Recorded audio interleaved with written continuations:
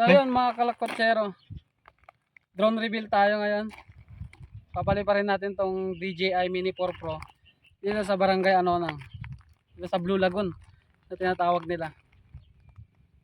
Itong DJI Mini Pro ay DJI Mini 4 Pro. Sa mga nagtatanong kung magkano yung price nito is tignan nyo na lang sa Shopee. Kasi same price lang siya sa main store ng DJI sa Manila.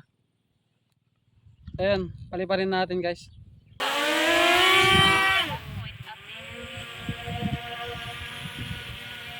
Video ba?